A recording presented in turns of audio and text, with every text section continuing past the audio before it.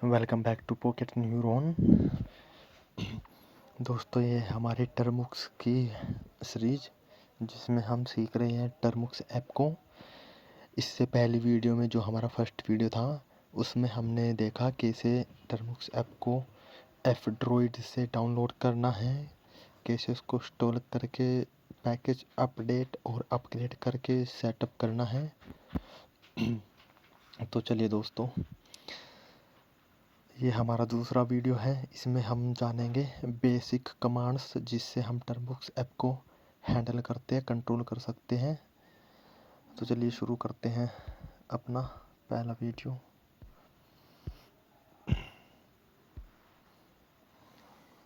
तो दोस्तों, जैसे कि आज हमारा वीडियो है बेसिक टर्मुक्स सीखने के ऊपर, इसको कैसे कंट्रोल करते हैं। तो उसके कुछ बेसिक कमांड्स है जो यहाँ पे आप सब देख रहे हो।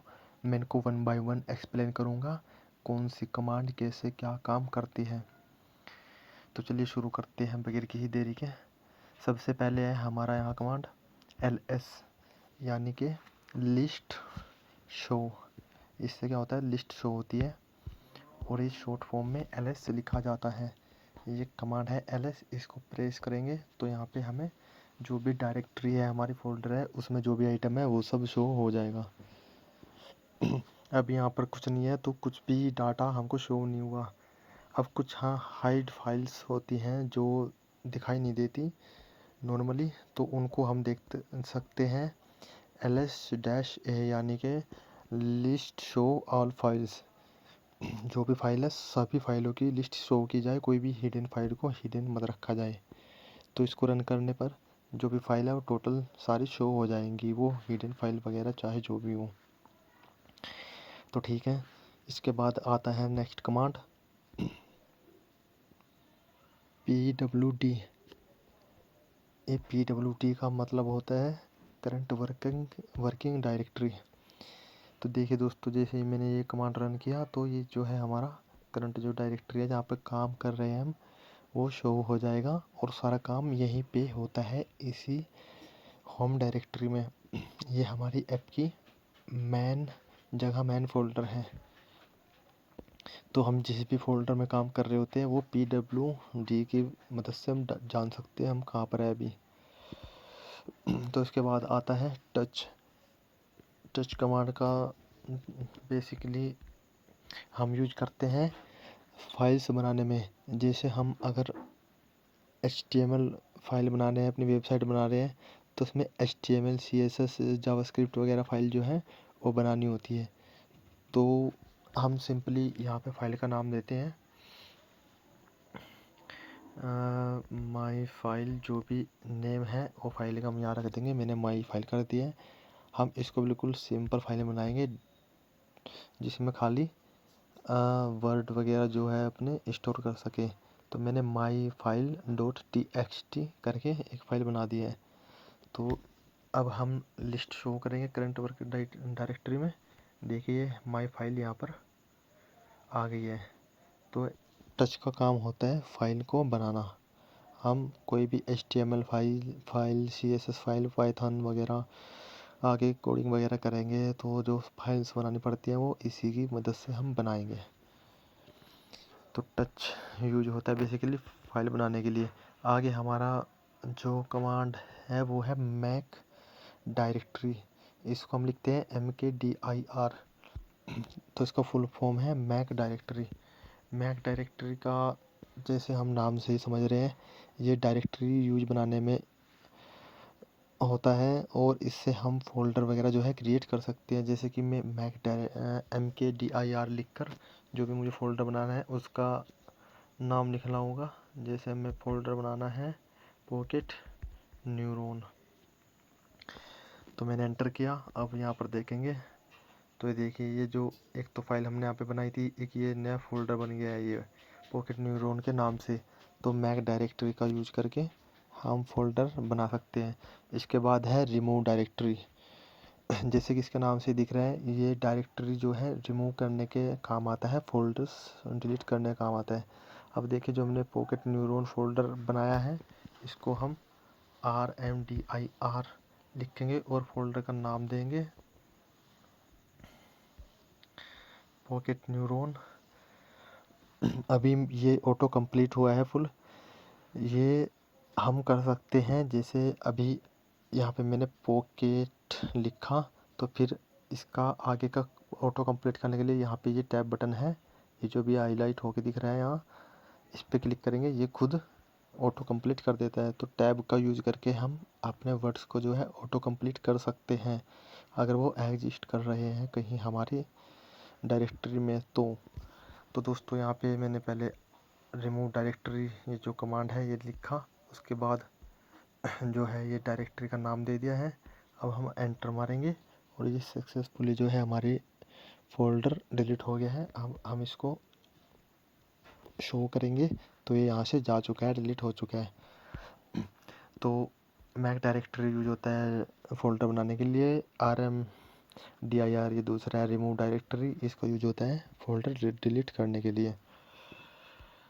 आगे आता है हमारा कमांड CD का यूज करते हैं हम एक फ़ोल्डर से दूसरे फ़ोल्डर के अंदर जाने के लिए।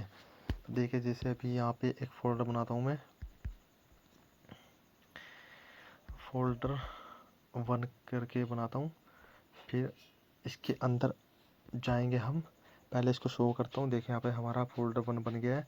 अब इसके अंदर एंटर करना है, तो कैसे जाएंगे, उसके लिए यूज होता है हमारा कमांड CD। तो CD लिखकर हम जिस फोल्डर में जाना चाहते हैं उस फोल्डर का नाम लिखना होता है, और एंटर मारने पर हम फोल्डर के अंदर देखिए यहाँ पर एंटर कर चुके हैं। अब यहाँ फाइल शो करेंगे, इसके अंदर कोई भी फाइल नहीं है, तो ये ब्लैंक शो हो रहा है। और फॉरवर्ड जाने के लिए हम CD लिखकर फोल्डर का नाम डालते हैं, और बैकवर्ड अपनी पेरेंट डायरेक्टरी में जाने के लिए हम लिखते हैं CD डबल डॉट। इनसे क्या होता है बेसिकली, ये हमें करंट वर्किंग डायरेक्टरी की जो पेरेंट डायरेक्टरी है उसमें पहुंचाने का काम करते हैं। तो हम देखें CD डबल डॉट और एंटर मारेंगे, हम अपने पेरेंट फोल्डर में अब आ चुके हैं, जहाँ पर हम शुरुआत में काम कर रहे थे। और ये मैं आपको दिखा देता हूँ, ये देखिए ये रहा हमारा फाइल, ये रहा वो फोल्डर जिसके अंदर थे। अब दूसरा आता है हमारा CD होम। इसका यूज होता है, मान लीजिए ये फोल्डर है, इस फोल्डर के अंदर 10 फोल्डर और हैं, और हम फोल्डर्स के अंदर काम कर रहे हैं।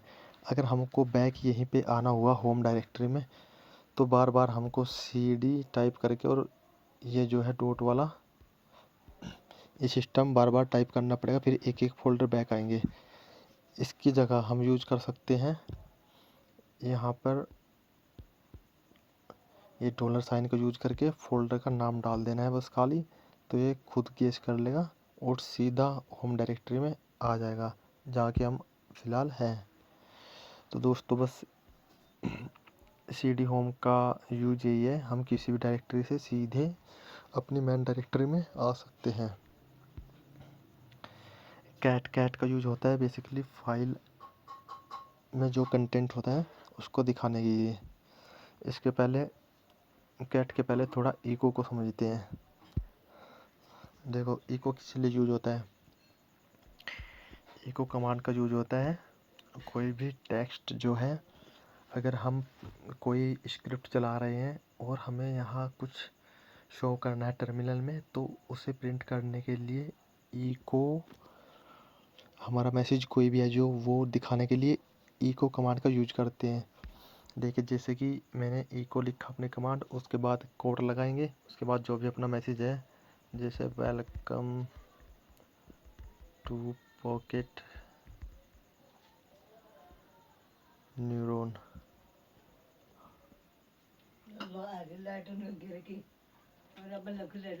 हम इस कमांड का यूज करेंगे।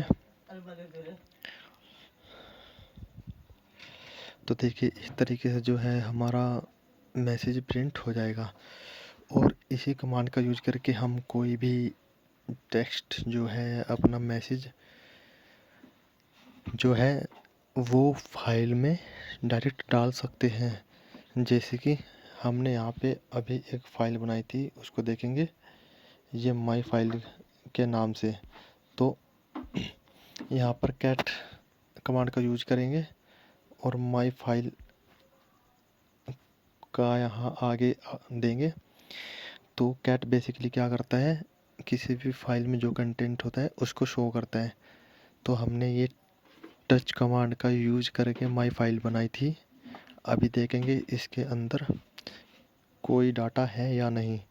तो देखिए जैसे मैंने एंटर करा अभी ब्लैंक आ रहा है क्योंकि इसमें कोई भी डाटा अभी हमने डाला नहीं है। तो हम एको का यूज करके इसमें डाटा डालते हैं। देखिए जैसे कि हमने ये एको कमांड में वेलकम मैसेज प्रिंट करवाया था, इस मैसेज को हम डायरेक्ट फाइल के अंदर राइट कर सकते हैं। हमें फाइल में ये कंटेंट डालने के लिए यूज करना पड़ेगा इस सिंबल का।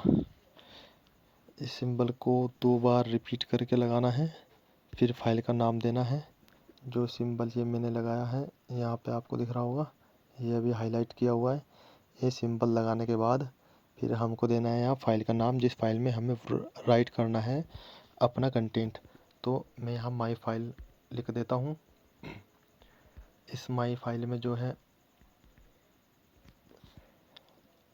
अभी ये वेलकम मैसेज सेव हो जाएगा फाइल के अंदर।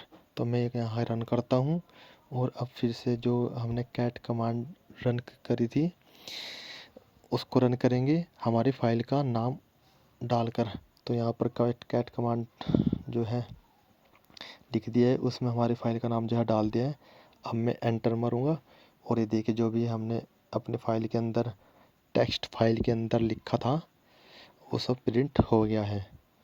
तो आप समझ गए होंगे इको का यूज होता है अपना कोई भी मैसेज टर्मिनल में यहाँ प्रिंट करने के लिए या फिर कोई भी डाटा जो है किसी फाइल के अंदर डालने के लिए। और कैट कमांड का यूज होता है किसी भी फाइल का जो डाटा है वो शो करने के लिए, देखने के लिए। तो ठीक है दोस्तों, उसके आगे देखते हैं क्या कमांड है। अब आता है सीपी। सीपी का मतलब होता है कॉपी।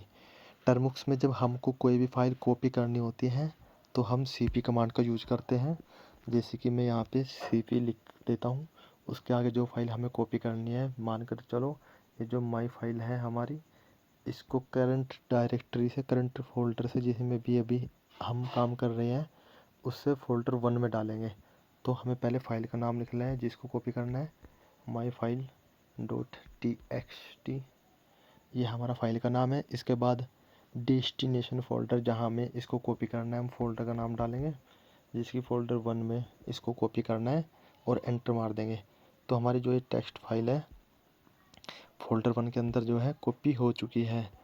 अब हम इसको देखेंगे फोल्डर 1 के अंदर जाकर। फोल्डर में अंदर जाने के लिए हमें यूज करना होगा cd कमांड का, फिर फोल्डर का नाम।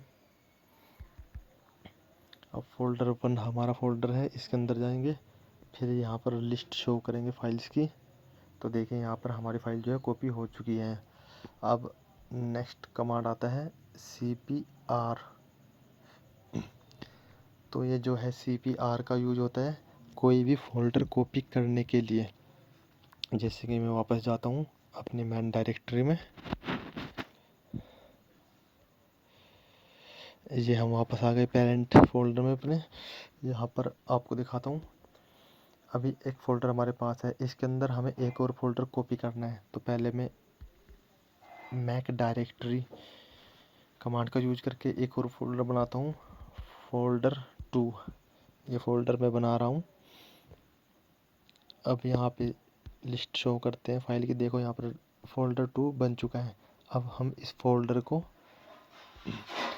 2 को कॉपी करेंगे फोल्डर 1 के अंदर और यूज करेंगे कमांड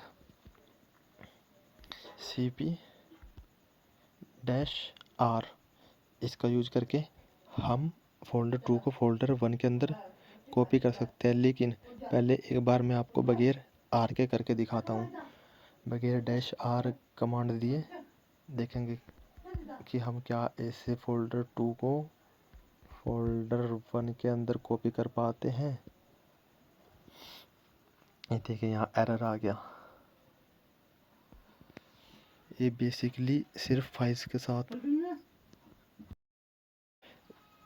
ये बेसिकली जो कमांड है cp, ये होता है सिर्फ फाइल्स को कॉपी करने के लिए। अगर हमें फ़ोल्डर वगैरह कॉपी करना है तो हमें इसके साथ यूज करना होगा cp-r कमांड को।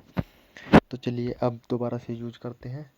ये हमारा कमांड था पहला, इसमें हम ऐड करते हैं -r और अब एंटर मारता हूँ तो ये जो हमारा फर्स्ट फोल्डर है फोल्डर 2, ये सेकंड फोल्डर 1 के अंदर कॉपी हो गया है।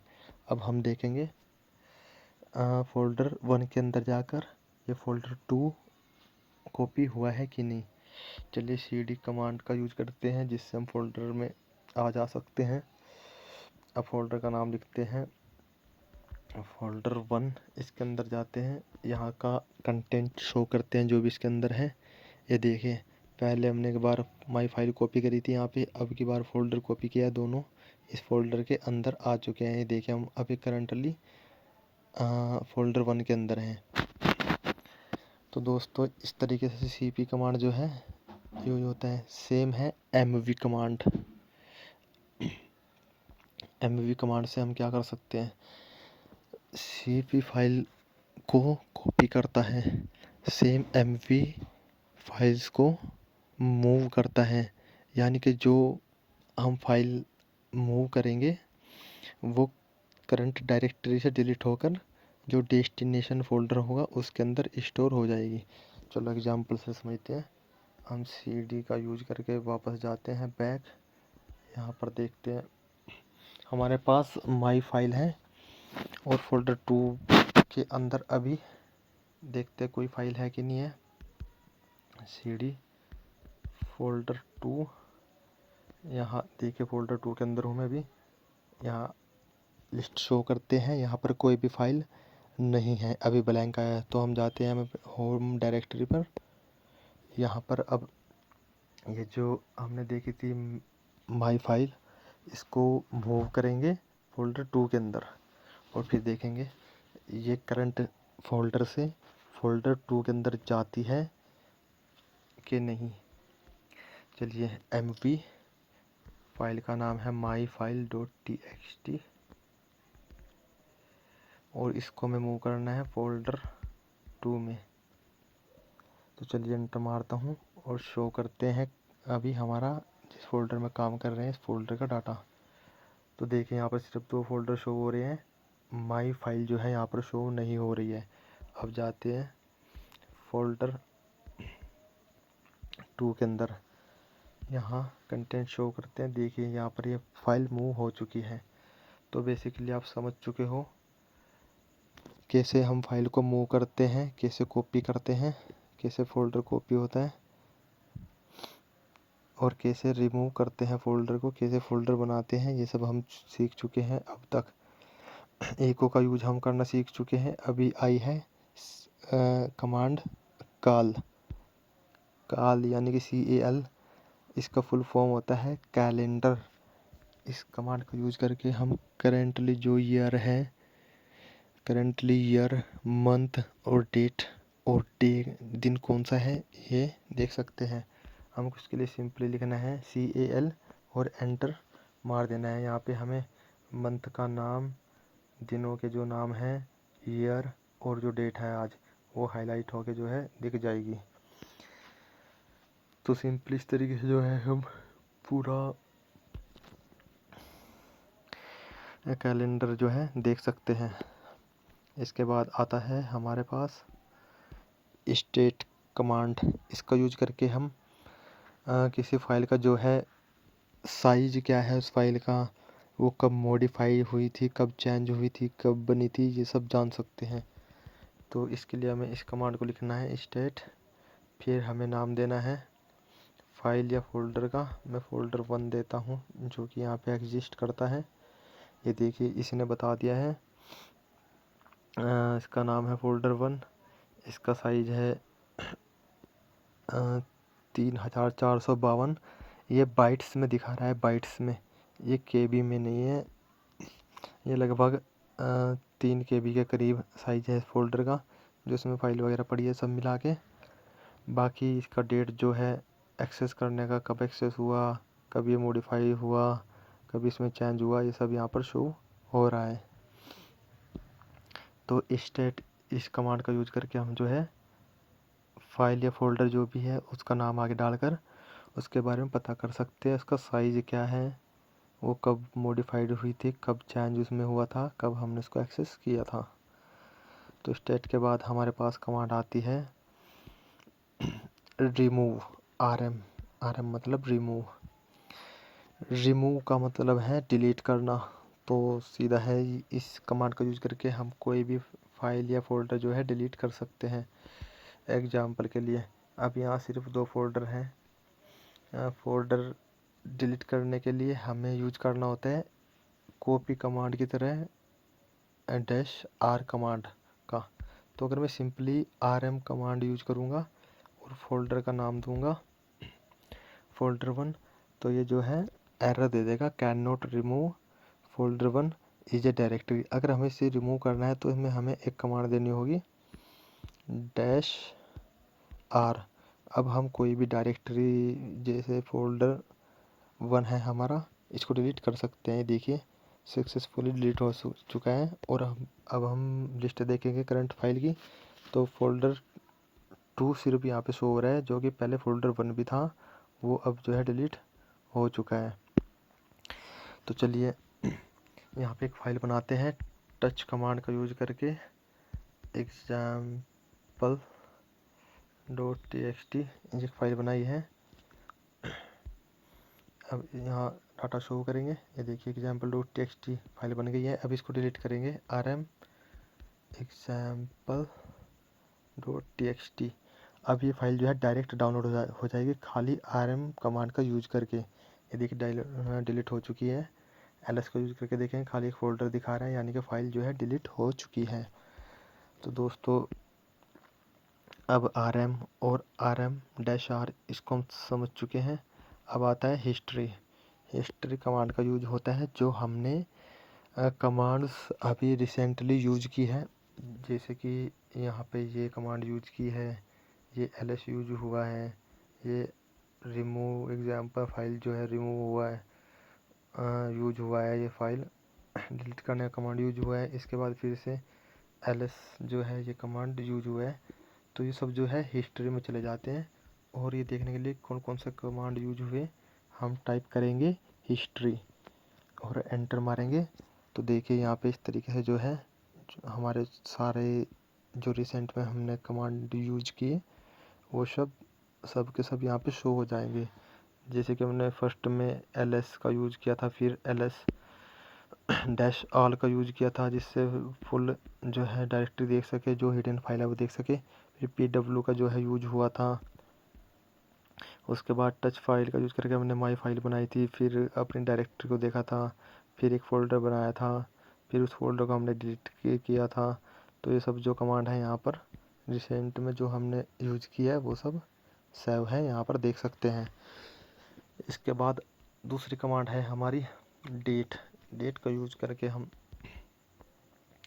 सिंपली दिन, महीना और ये जो टाइम वगैरह है सब देख सकते हैं। सेम कैलेंडर की तरह ही है, पर ये टाइम भी जो है शो कर देता है। तो दोस्तों डेट कैलेंडर कमांड देख चुके हैं हम, अब है क्लियर। दोस्तों देखिए अब जो हम काम कर रहे हैं स्क्रीन में इतना रायता जो है ऊपर तक फैल चुका है। तो इस सब को साफ करने के लिए हमारे पास कमांड होती है क्लियर। इसका यूज करके हम पूरा स्क्रीन जो है ऐसे क्लियर कर सकते हैं। तो दोस्तों नेक्स्ट कमांड आती है एग्जिट।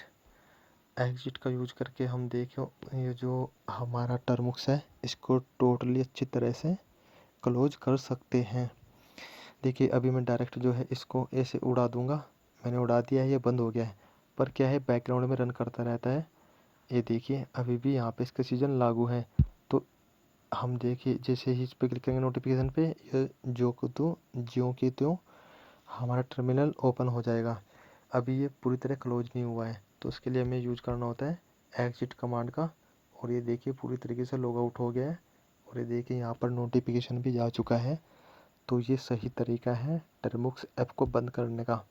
और देखिए अब ये सब जो है यहाँ पर ऊपर शो हो रहा है, क्योंकि अब ये नया सीज़न जो है स्टार्ट हुआ है।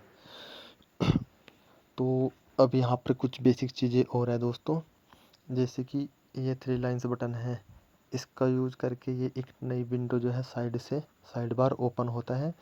इसमें यहाँ पर ये न्यू सीज़न का यूज़ करके हम इस पर क्लिक करके नया सीज़न खोल सकते हैं। इसमें कुछ भी कमांड जो है हम रन कर सकते हैं। मैं एक फ़ाइल देखो, मैंने यहाँ पे एक फ़ाइल बनाई है, ये इसमें यूज़ करके सीज़न में, तो ये दूसरे वाला था। हम पहले वाले में जाएंगे। अब यहाँ पे हम देखेंगे फाइल लिस्ट करके, ये देखें यहाँ पर फाइल बन चुकी है। तो बेसिकली इनका यूज होता है जब हम मान लीजिए यहाँ फाइल एडिट कर रहे हैं इस टैब में, और ये जो दूसरी टैब है इसमें हम कोई और टास्क जो है अपना कर सकते हैं नई विंडो खोल के, ताकि जो हमारा पहला काम पहली जगह में चल रहा था वो डिस्टर्ब ना हो।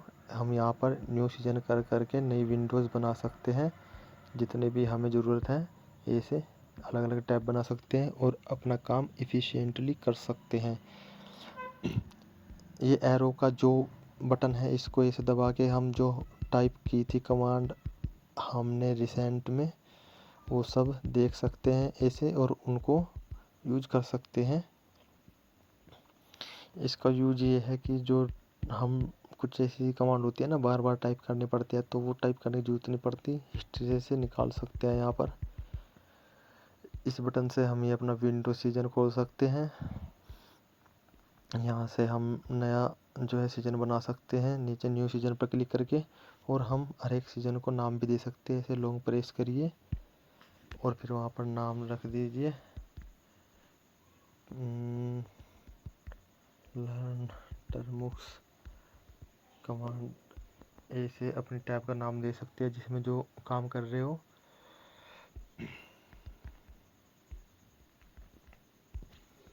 ऐसे जिससे आपको आसानी रहेगी, आप उस टैब में जा सको और जो भी काम है उसे कर सको। तो दोस्तों उम्मीद है आपको ये वीडियो से समझ में आया होगा टर्मुक्स में कैसे फाइल को बना सकते हैं, कॉपी कर सकते हैं, मूव कर सकते हैं, डिलीट कर सकते हैं, कैसे फोल्डर बना सकते हैं, डिलीट कर सकते हैं। ये सब जो है आज हमने कवर किया है। ये बेसिक कमांड थे, इनका रिहर्सल करते रहिए। आगे जो भी ट्यूटोरियल आएंगे या आप प्रोग्रामिंग वगैरह सीखोगे, कोई भी काम करोगे, तो ये ही सब कमांड यूज आएंगे। तो दोस्तों उम्मीद है आपको ये वीडियो पसंद आया होगा। चलता हूँ, मिलते हैं नेक्स्ट वीडियो में। Bye bye. चैनल सब्सक्राइब ज़रूर करें।